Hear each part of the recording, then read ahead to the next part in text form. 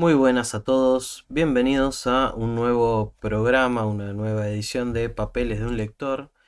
La idea para hoy, como el título lo indica, es trabajar una cuestión bastante importante para la teoría literaria, que tiene que ver con el filósofo y crítico Michel Foucault.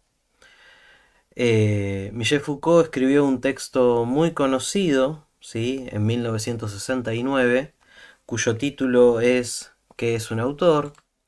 Es un texto bastante pequeño que acá lo editó la editorial Cuenco de Plata y que trabaja sobre esta cuestión o este problema que tiene que ver con cómo definimos lo que es un autor. Y ustedes dirán, y este es el primer momento, digamos, de la charla, ¿para qué definir eso? ¿Qué quiere Foucault comprobar? Bueno, el filósofo francés Michel Foucault, en los años 60, esto lo dice en las apostillas que trae este texto, el profesor Daniel Link, profesor argentino, ¿sí? Profesor Daniel Link, que escribe, Foucault escribe un libro capital dentro de su narrativa y del panorama intelectual francés de los años 60, que fue muy vendido en su momento, que fue muy discutido también en su momento, como lo fueron, como lo fue, perdón, el libro Las palabras y las cosas. En dicho libro, Foucault trata de delimitar el momento en que apareció en la cultura occidental el hombre como objeto de saber. Ahora bien, este es el inicio, ¿sí?, de la construcción de la ciencia tal cual nosotros la conocemos en la modernidad. Y es justamente lo que Foucault buscó dilucidar o elucidar con dicho texto. Sin embargo, hay una serie de cosas que le quedaron afuera a Foucault. Y una de esas cosas tiene que ver con, por ejemplo, la autoría de lo que son los textos. Lo que son los textos científicos en este caso, ¿no? En 1969 Foucault publica La arqueología del saber, ¿sí? Y entre uno y otro aparecen una serie de lecciones y charlas compiladas posteriormente por el autor. De hecho son básicamente dos grandes compilaciones que son una está reunida en el libro El orden del discurso y el otro es justamente esta conferencia que después también termina teniendo una parte de entrevista que se llama ¿Qué es un autor? Ahora bien, esos dos textos o esas dos grandes producciones intermedias entre las palabras y las cosas y la arqueología del saber por el otro lado, funcionan como un pasaje o como un movimiento de una investigación a la otra, ¿sí? Son la bisagra. Esto era una práctica habitual, totalmente habitual para Michel Foucault. De hecho, hay un profesor, otro profesor argentino, llamado Eduardo Gutiérrez, que es uno de los mejores especialistas en la obra de Michel Foucault, o por lo menos uno de los mejores que nosotros tenemos acá en Latinoamérica. Y hay una introducción que él hace sobre la obra de Foucault, la cual recomiendo ampliamente si quieren entrar en el tema, o si quieren entrar en la filosofía Foucaultiana. Y en esa introducción él habla de que esta era una forma habitual de trabajar para Michel Foucault. Él dice que entre la escritura de un libro y la escritura del otro, él iba ensayando sus ideas a lo largo de cierto tipo de cursos, seminarios, conferencias, charlas abiertas, etcétera, que después tomaban este tipo de corporidad. Es decir, terminaban siendo editados, pero que no habían sido textos pensados como el texto definitivo. El texto definitivo lo tenemos que buscar en la arqueología del saber, ¿sí? Es decir, la discusión definitiva entre el pasaje de un libro al otro. Ahora bien, este texto, que es un texto muy pequeño, es un texto bisagra, ¿sí? Y además de funcionar como un adelanto al examen del momento histórico que los saberes establecieron como ciencia, ¿sí?, que esto es lo que va a examinar la arqueología del saber, este texto también es la respuesta de Michel Foucault a una conferencia de el que en ese momento era todavía su amigo, Roland Barthes. Roland Barthes escribió una conferencia muy conocida, un ensayo, perdón, muy conocido llamado La muerte del autor, que es del año 1968. Unos meses después, Michel Foucault eh, da esta charla abierta que la da en la Sociedad Francesa de Filosofía, ¿sí? En febrero del año 69. Es decir, que este texto, ¿sí? Busca, por un lado, subsanar el pasaje entre una investigación y la otra, ¿sí? Entre el momento que surge la ciencia como discurso de verdad y el momento en que la ciencia empieza a estructurar una serie de discursos que son aceptados socialmente y otros que son descartados, es decir, comienza a formar su propia episteme. Y entonces nosotros, para entender este pasaje, ¿sí? Tenemos que comprender que Michel Foucault no piensa en un autor como aquel que solamente escribe una obra. Esto es lo primero que nosotros tenemos que entender. Foucault no piensa en un autor como aquel que escribe una obra, ¿sí? Por eso él no lo va a llamar autor. A lo largo del texto él va a proponer otra figura.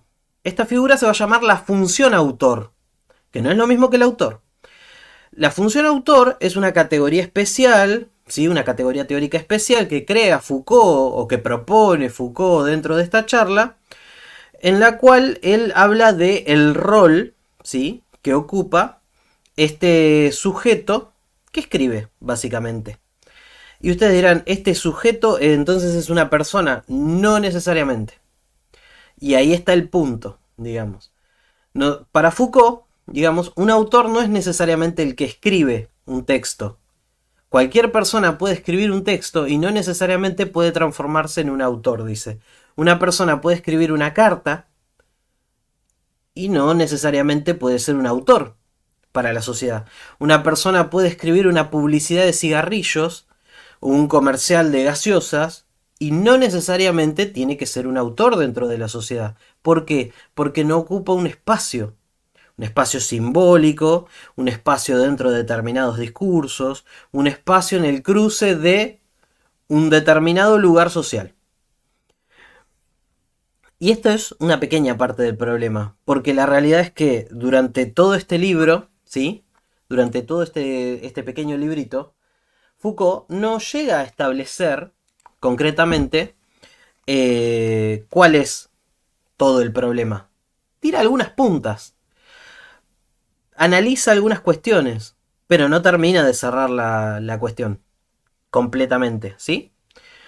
Ahora bien, toda esta conferencia, toda esta charla, ¿sí? Orbita sobre 4 puntos básicos que el mismo autor, valga la redundancia, el mismo autor se ha ocupado de establecer para nosotros como si fuese una especie de apéndice o de introducción a su propio texto en la parte publicada, porque esto no salió en la entrevista original, no salió en la charla original, sino que se agregó después. Esos 4 conceptos, ¿sí? El cual el último se puede desdoblar en una serie de conceptos subsiguientes, nosotros vamos a tomarlo como aquello que intentó decirnos Foucault. Es decir, aquello que él intentó mostrar con esta charla, ¿sí? Lo primero es el nombre del autor. ¿Qué quiere decir el nombre del autor? Dice Foucault. Bueno, el nombre del autor no necesariamente implica que esa persona sea la que escribió el texto. ¿Qué quiere decir esto? Quiere decir que si pensamos nosotros, por ejemplo, en grandes obras, y pensamos, por ejemplo, en la Ilíada y la Odisea, podemos observar que tanto la Ilíada como la Odisea tienen una persona que lo escribió, supuestamente, que es Homero. Lo cual es una construcción posterior, es una construcción de la modernidad, porque si nosotros pensamos en la concepción que tenían los griegos sobre Homero, era casi una figura mítica, legendaria, no se sabía quién había sido realmente, había 7 ciudades que se disputaban su nombre, hay una teoría que dice que pueden haber sido también una serie de mujeres. Entonces, Homero es, digamos, aquel en el que nosotros depositamos la firma. Decimos, ok, este es el autor, por consenso social, de la Ilíada y la Odisea. Entonces, el nombre del autor, ¿sí? Yo no lo puedo tratar como una persona definida. No puedo tratarlo como un nombre ordinario. No puedo decir no sé, Manuel Mujica Lainez, es Julio Cortázar, es Juan Rulfo. ¿Por qué? Nos dice Foucault. Porque el nombre de autor, ¿sí? Es una concepción social establecida. Y detrás de él se juegan muchísima cantidad de otras cosas. ¿Qué quiere decir con esto? Quiere decir que uno puede ser autor de un texto, o no, y no necesariamente es reconocido por ello. Si yo escribo un texto, trato de distribuirlo y no es reconocido y socialmente aceptado, entonces solamente yo me estoy llamando autor, pero realmente no lo soy. Un autor, digamos, es aquel en el que la gente deposita un cierto estilo, una cierta imagen, algo que hace o algo que tiene que lo hace diferente a los demás. Cuando nosotros pensamos en un autor, pensamos, por ejemplo, en Borges, y sabemos que Borges es diferente de Cortázar. Y no estamos todo el tiempo pensando en que Borges es diferente de Cortázar por esto, por esto y por esto. No estamos pensando en las diferencias todo el tiempo. Pero sabemos que uno no es el otro. ¿Por qué? Porque uno tiene un estilo, dice, distinto al otro. Ahora después hay otra cuestión que es el punto 2. El punto 2 habla del relato de apropiación. Es decir, que el autor no es exactamente el propietario ni el responsable de sus textos. Y ustedes dirán, ¿cómo? Bueno, lo que Foucault quiere decir es que no es el responsable ni el propietario en términos de invención o de producción moderna. Cuando nosotros pensamos, por ejemplo, en la producción moderna, ¿sí? Pensamos también en los efectos que eso puede tener. Entonces, cuando Foucault habla de que un autor no es exactamente responsable de sus textos, quiere decir que él solo es responsable en la medida en la cual su discurso fue aceptado por la sociedad, fue leído, fue absorbido, fue deformado incluso, porque muchas veces se toman ciertos discursos que se le atribuyen a ciertos autores y en realidad no sabemos si realmente eso fue lo que el autor quiso decir o no, sino que todo el mundo entiende que eso es lo que quiso decir. Si ustedes quieren un ejemplo de esto, el mejor ejemplo que se puede dar sobre esto es Casa Tomada, de Julio Cortázar, que lo mencionamos recién. Durante mucho tiempo, de hecho desde los años 60, 70 en adelante, gracias a un crítico argentino cuyo nombre no retengo en este momento, pero Casa Tomada fue leída como una metáfora del ascenso del peronismo y la caída en desgracia de un cierto grupo aristocrático argentino identificado con la producción y la renta, el vivir acomodadamente, la cultura, la posesión de la cultura, etc. Entonces, eso que se produce, digamos, en el cuento, es una interpretación crítica, ¿sí? Que es posterior al cuento, pero que condicionó la lectura del cuento hasta muy entrados, diría que hasta muy entrados estos años, digamos, esta década, donde recién se empezó a discutir con un poco de margen más amplio el paradigma que se había establecido sobre esa interpretación única, como si Cortázar hubiera querido decir eso. Entonces, el autor, por eso dice Foucault, no es responsable de sus textos, o no es absolutamente responsable de sus textos, ni tampoco propietario de sus textos. Porque si nosotros recordamos, yo hice un video sobre esto hablando de Humberto Eco y la cuestión de la obra abierta. Si nosotros recordamos qué es lo que en esa época en el estructuralismo se consideraba una obra, tenemos que entender que una obra se componía no solo de un autor, de un producto, sino también de alguien que interpretaba ese discurso. Si no, no funciona, digamos. Recuerden obra abierta, Humberto Eco, etc. Entonces, nosotros necesariamente no somos exactamente los propietarios, ¿sí? Ni tampoco somos concretamente los responsables de nuestros textos, si somos autores, si ocupamos la función de autor. Hay un tema con respecto a esto que es muy interesante, ¿sí? Que tiene que ver con lo que Foucault trae a colación sobre San Jerónimo. Dice que San Jerónimo, durante la Edad Media, establece un cierto criterio de verdad o de certificación de ciertas obras. Entonces San Jerónimo establece comparaciones. Dice, bueno, esta obra pertenece al corpus de Aristóteles porque se parece a las demás obras de Aristóteles, porque su estilo se parece al de Aristóteles, porque el contenido que tiene la forma de las investigaciones que hacía Aristóteles. ¿Se entiende? Y así, nos muestra Foucault, hay muchos textos. Doy el ejemplo de Aristóteles porque es un ejemplo cabal muy importante de la Edad Media. Porque el ejemplo que utiliza Foucault es el de San Jerónimo. Eh, pero supongamos que lo utilicemos para analizar el corpus de Aristóteles en la Edad Media. ¿Qué sucede? En la Edad Media se determinan cuáles son las obras canon de Aristóteles y cuáles no.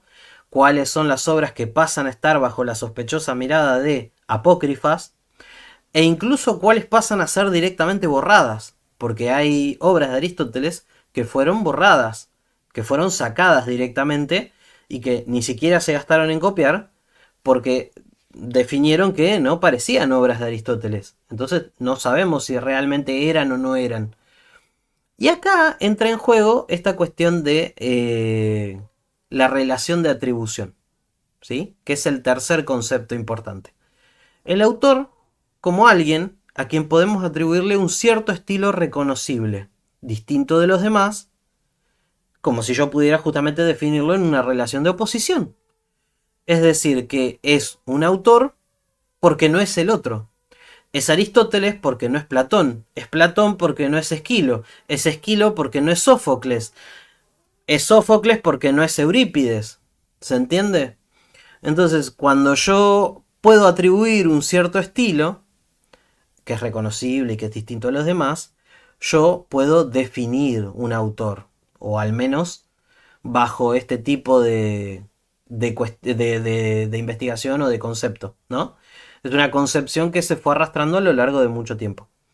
Y después hay una cuestión que es el cuarto concepto, que es la posición del autor. Y la posición del autor implica la posición del autor con respecto a tres cuestiones. La primera es la posición del autor en el libro, ¿sí? Que ahí me faltó, ahora lo estoy mirando. 4.1, posición del autor en el libro. ¿Qué quiere decir la posición del autor en el libro? Quiere decir que cuál es la relación entre el que está produciendo el libro y lo que está escrito en el libro. Ustedes saben que hay una distancia que existe entre los hechos que se narran y el narrador. Pero, dice Foucault, el narrador también tiene una distancia con respecto al autor. Porque el que ocupa la función de autor no necesariamente es el narrador. Si mi narrador es, por ejemplo, el marinero, ¿sí? De Moby Dick. eh, si mi posición es el marinero, si mi posición de narrador es el marinero de Moby Dick, eh, yo no puedo ser Herman Melville por una cuestión lógica. ¿Se entiende? Entonces, hay una distancia que se produce, hay una primera distancia que se produce entre la narración de los hechos y el narrador de los hechos, y hay una segunda distancia que se crea como algo natural entre el narrador de la historia y lo narrado, y la función de autor, perdón, y la función de autor. Entonces, por un lado tenemos eso, la posición del autor y la obra, o en la obra. Por el otro lado tenemos la posición del autor en los discursos, es decir, en los diferentes tipos de discurso que circulan en una sociedad determinada, en una época determinada, ¿sí? Es decir, donde se sitúan, por ejemplo, los discursos históricos, que lo atraviesan, dónde se sitúan los discursos filosóficos que lo atraviesan, dónde se sitúan los discursos sobre el comercio, sobre la economía, sobre la administración, sobre la sociedad. Si yo leo una novela de Balzac, o si yo leo una novela de Tolstoy, me voy a encontrar, por ejemplo, con las ideas liberales que tenía la aristocracia, me voy a encontrar con las ideas monárquicas que había en la época, es decir, a inicios del siglo XIX o a mediados del siglo XIX. Me voy a encontrar con, por ejemplo, si yo tomo Ana Karenina de Tolstoy, me voy a encontrar con cómo era la administración de una hacienda en el siglo XIX, ¿sí? Si yo tomo, por ejemplo, Bouvard y Pécuchet de Flaubert, me voy a encontrar con cuáles son los discursos, por ejemplo, sobre la geología, sobre la química, sobre la física, sobre la paleontología, que circulan en la época, es decir, la segunda mitad del siglo XIX. Entonces, tiene que ver con la posición del autor en cada uno de esos discursos, sobre qué discursos se monta, cuáles son los discursos que muestra o que elige mostrar, cuáles son los discursos que elige ocultar o a cuáles no suscribe. Y después por último tenemos la posición del autor en un campo discursivo determinado, es decir, la posición del autor respecto a un cierto campo dentro de su sociedad y de ese discurso social. No es lo mismo que escriba un autor o alguien que desempeña la función de autor y esté como un burgués en la sociedad a alguien que esté un outsider de la sociedad que no tenga una manera de mantenerse o alguien que, por ejemplo, sea un aristócrata de la alta sociedad y escriba, no sé, sobre sus viajes, qué sé yo. Entonces son lugares dentro de un campo discursivo determinado distintos, ¿sí? Ahora bien, eh, Foucault puntualiza, ¿sí?, que cuando él escribía los conceptos, sobre los conceptos en las palabras y las cosas, hablaba de autores, ¿sí? Pero él no se ocupaba de hacer una autobiografía intelectual de cada autor. Los citaba, los tomaba como marcas de autoridad, ¿sí? Como fuentes de autoridad. Y ahora él se pregunta por qué nosotros necesitamos individualizar dentro de la historia de las ideas esta noción de autor. Bueno, un poco en parte por eso, digamos, él establece estos cuatro conceptos y en parte por eso él desarrolla esta investigación, ¿sí? Foucault dice que para examinar este momento histórico, el de la constitución de la categoría autor, no basta con una definición simple y una repetición de que el autor ya se ha muerto. Ahí hay un punto de discusión con Roland Barthes. O no existe ya. Porque para él la función de autor todavía es necesaria dentro de la sociedad. Cumple un rol determinado. Dice, el nombre del autor no es simplemente un elemento del discurso. Garantiza una función clasificatoria. Un nombre semejante permite reagrupar un determinado número de textos, delimitarlos, excluir algunos, oponerlos. Esto es el ejemplo que mencioné anteriormente con Aristóteles. Vamos a profundizar un poco más. No sé si ustedes saben que durante la Edad Media gran parte de las obras de Aristóteles se habían perdido. Y que nosotros recuperamos las obras de Aristóteles primero porque los árabes se habían tomado el trabajo de traducirlas al árabe y segundo porque los mismos árabes las habían vuelto a insertar en Occidente a través de la conquista de España. En España, particularmente en la ciudad de Toledo, hubo grupos de traductores que se encargaron de volcar de nuevo, ¿sí?, del griego al árabe y del árabe otra vez a una lengua vernácula, y recuperaron muchos textos de Aristóteles. Ahora bien, dentro de esos textos que ellos recuperaron, ellos hicieron una selección. Dijeron, ok, estos son de Aristóteles, estos no son de Aristóteles. Ese criterio de clasificación justamente se los da el nombre de autor. Es decir, el nombre de autor les dice cómo tienen que ser leídos esos textos, cómo tienen que ser pensados, dónde tienen que estar colocados en una determinada obra, ¿sí? Cómo tienen que funcionar, si algunos tienen que estar opuestos a otros, si algunos tienen que ser una respuesta a otros. Pensemos, por ejemplo, en esta charla. Esta charla utiliza el nombre de autor. ¿Por qué? Porque cumple una función clasificatoria. Si yo pienso cómo funciona este texto, tengo que pensarlo que funciona como un adelanto de un libro que va a venir, como el cierre de una etapa de investigaciones anterior, y también tengo que pensarlo como una respuesta, digamos, en una discusión intelectual con un amigo, en pleno 1969. Entonces, yo tengo ahí un orden, tengo un número de textos que están alrededor de este texto, tengo un número de textos que lo delimitan, ¿sí? Puedo excluir algunos, puedo incluir otros, puedo ponerlo, ¿sí? Entonces, en este momento, el nombre de Michel Foucault me está dando a mí, digamos como nombre de autor, una función clasificatoria. Otra cosa, ¿sí? Que él dice es, esto ha sido escrito por tal, o tal es su autor, indica que ese discurso no es una palabra cotidiana, sino que se trata de una palabra que debe ser recibida de cierto modo y que en una cultura dada debe recibir un tratamiento determinado, un estatuto determinado. Entonces, existe una existe una firma de autor que implica un prestigio social determinado y representa, esto es muy importante, y representa una cierta autoridad dentro de esa cultura. Que eso es lo central acá. ¿Por qué funciona todavía? ¿Por qué existe todavía el autor? ¿Por qué existe la función de autor? Dice Michel Foucault. No porque cada vez más proliferen eh, obras literarias firmadas bajo ciertos autores, sino porque hay un prestigio social de por medio y porque en ese momento histórico todavía el autor representa una cierta autoridad.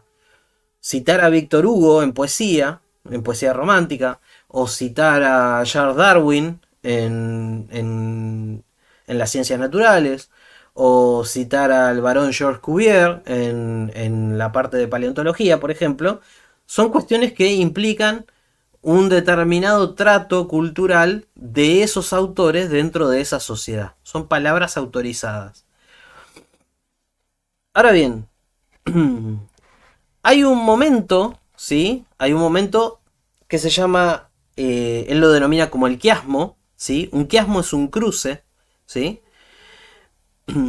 Y ese quiasmo, ese cruce determinado, en donde se invierte la situación que hasta el momento los autores habían tenido, sobre todo en la edad antigua y en la edad moderna, es los siglos XVII y XVIII.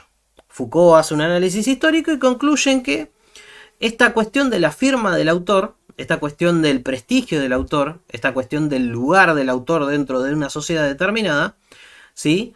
Es un momento de inversión.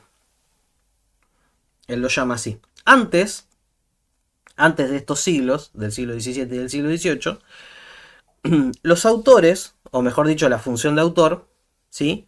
Estaban asociados a lo científico, no a lo literario. Antes de los siglos XVII y XVIII, lo literario era algo nebuloso, algo vago. Los textos circulaban, las poesías circulaban, los himnos, las odas circulaban. Y estamos más llenos, digamos, dentro de la antigüedad de textos que no sabemos quién fue verdaderamente su función autor que autores reales. ¿Sí? En cambio, llega un determinado momento, con el paso a la modernidad, y sobre todo en esta época particular, en donde lo científico empieza a circular por la sociedad, ¿sí? Con la proliferación que se produce a través de la masificación de la imprenta, de la creación de los primeros periódicos y etcétera, empieza a circular una serie de discursos que son científicos, pero que no están autorizados o validados por digamos, una firma autorizada dentro de la sociedad, ¿sí? Y de manera totalmente contraria y opuesta, por eso se llama quiasmo o cruce, o inversión, ¿sí? Eh, lo literario empieza a tener firma.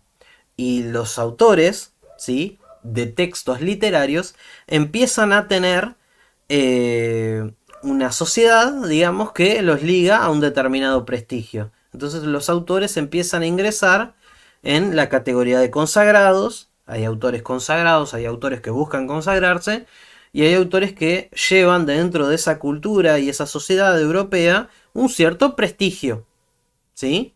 Lo sabemos. No es solo una cuestión de...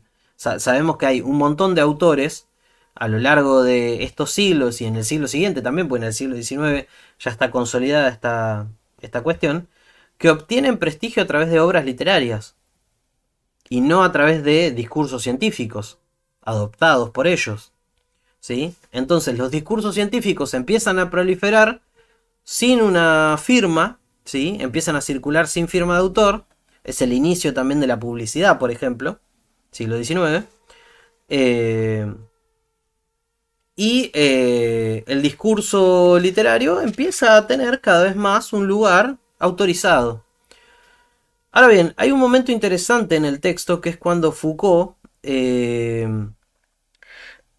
dice, o me interesa destacar esto también, que la posición de autor en el libro no es la de narrador, ¿sí? Esto lo mencioné antes, pero quiero volver sobre esto para que quede muy claro porque es importante. La función de autor, ¿sí? Es una cuestión histórica, es decir, es una construcción histórica que se fue dando a lo largo del tiempo y también es una cuestión ideológica. El narrador no necesariamente coincide ideológicamente, ¿sí? Con la función de autor, ¿sí? O con el pretendido escritor del texto. Entonces eso hace o crea, digamos, una categoría especial. ¿Qué es entonces la función autor? Bueno, la función de autor es una suma de todas estas cosas. Es una persona que produce un texto, es aquella recepción que tiene el texto dentro de la sociedad, su aceptación o su condena, ¿sí? Es también la cuestión histórica, el contexto histórico en el cual se encuentra inserto, es la ideología a la que suscribe, es la ideología que se transpone, digamos, dentro de la obra, y también es la recepción que tiene en el público. La función de autor es todo eso, es el resultado de una operación muy compleja, muy compleja. No es algo que uno, digamos, pueda determinar diciendo, ah, ok, Michel Foucault es la función autor. No, no, Foucault no es la función autor. Foucault es un elemento más dentro de esta función autor, ¿sí? Entonces, por eso no podemos hablar, para Michel Foucault, de que el autor ha muerto, ¿sí? Para él el autor no ha muerto, sino que ha adquirido un valor en Occidente que excede a la mera persona que escribe el texto, ¿sí? Entonces, la función autor pasa a ser una cuestión histórica, pasa a ser una cuestión ideológica, pasa a ser cómo se recibe el texto, pasa a ser las vicisitudes que tiene esa persona para componer un determinado texto, su ideología, su contexto histórico, el contexto de producción del texto también. O sea, es una suma de cosas. Entonces no podemos hablar de que el autor ha muerto para Foucault. Para Foucault se puede hablar de que el autor ha cambiado, de que la figura de autor ha cambiado, se ha diversificado, se ha agrandado y ha incorporado una serie de características que son más allá de un individuo. Por eso él lo llama la función autor y no lo llama el autor. Espero con todo esto haber sido claro, que se haya entendido. Y bueno, les agradezco a todos aquellos que hayan visto este video.